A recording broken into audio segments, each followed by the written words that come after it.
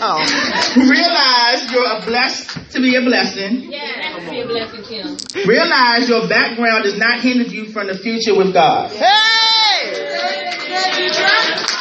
All right. Everybody, I think, knows the story of Esther. If you don't know it, yeah, I told you all in my sermon. I told you.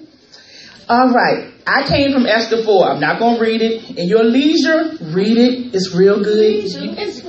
Yes, just read it. It's real good. So, the name Esther means star. Hadassah is her Jewish name, which is myrtle. It's the branch that signifies peace and thanksgiving. Isn't it strange that those were the two things Esther did for her people? She was a star and didn't even know it. She was a woman of beauty. When she walked in the room with the king, the rest of the girls, she was like, oh, I got this. I'm pretty. I don't need none of that. I don't need no makeup, no concealer, nothing. I'm good. I got that. So, that's how we know we need to be in the kingdom. We need to have confidence that no matter how tall you are, how short you are, how dark you are, how light you are, how thin you are, how big you are, how thick in the thighs you like to be, all in the right places. In the words of Earth, Wind, and Fire, you are shining star, no matter who you are, shining bright to see what you can truly be. Hey! Shining star for you to see what your life can truly be. I know that's right. Come on in here! Esther was placed in the palace to be a blessing to the Jews. In order to prevent the execution of all the Jews, Mordecai calls Esther to intercede to the king. Yep. The only problem here is that the king doesn't know that Esther's a Jew. Isn't that somehow some of us are? Everybody think you this person. Oh, I have it all together. Oh, there's nothing wrong with me. But you got the facade on, that mask.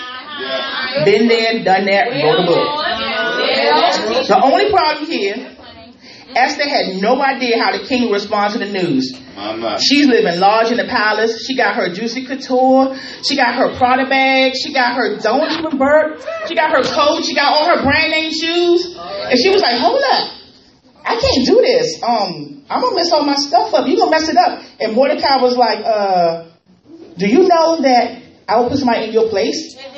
God does not need you. He can get somebody else to do it for you. So, that's some of the blessings. We're so high and mighty, they lose sight of the blessing of God and the purpose of God. Esther is living nice now, and she doesn't want to mess her things up. Chapter 4, verse 14. For if you keep silent at this time, relief and deliverance will rise up for the Jews from another place. But you at your father's house will perish. And who knows whether you will have not to have the kingdom for such a time as this.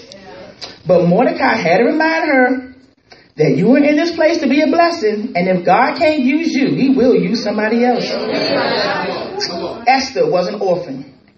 God still exalted her and used her.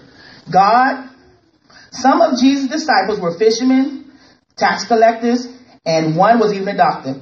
Some of y'all out here are ex-drug users, ex-whoremongers, ex-thieves, ex-drug dealers, ex-everything. But God can use whatever he wants to use.